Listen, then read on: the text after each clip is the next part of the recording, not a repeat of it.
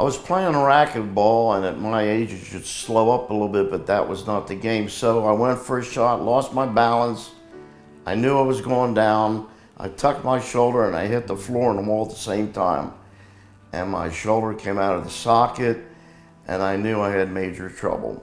I went to OIP, and Dr. Oplinger was highly recommended, especially for shoulder surgeries. We discussed the problem, and he showed me immediately that I was a candidate for reverse shoulder replacement. When Nick first came to me, he had tried lots of conservative management, and part of that was because he was concerned about having surgery. He went through cortisone injections, physical therapy, all sorts of activity modification at home, and nothing really worked.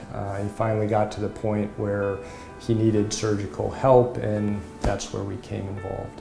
I allowed a couple months to get my shoulder feeling better, and it really didn't improve that much.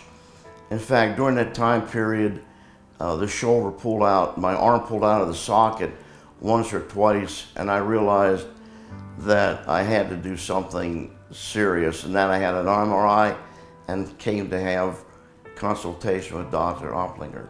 He had a complete tear of his rotator cuff, and the challenge with that is that there's really no tissue to repair. So instead of doing a repair of a rotator cuff, we opted to move forward with a reverse shoulder replacement, which really takes the place of your rotator cuff and lets you function in a more normal fashion without that. Before the surgery, I would have significant pain if I would reach out, try to hold an object, or put in kind of downward pressure. Actually, immediately after the surgery, most of that pain was gone, and I had unbelievable amount of motion to include going about up this high.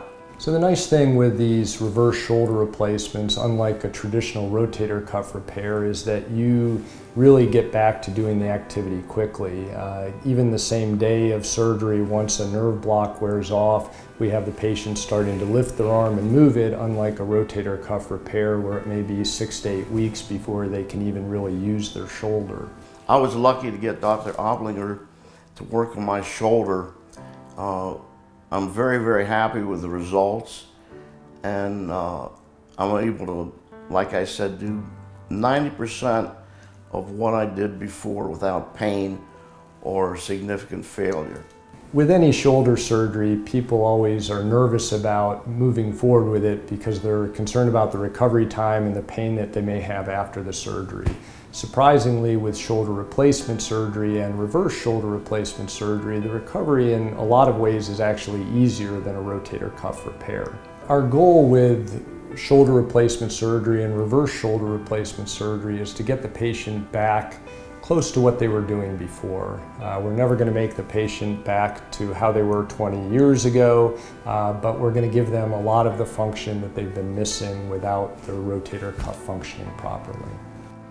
I anticipate getting back into my previous activities, maybe toning down a little bit. I am 74 years old, and I guess I better start acting my age, but it's not going to stop me from racquetball, fishing, golf, tennis, and the things that make life a lot of fun.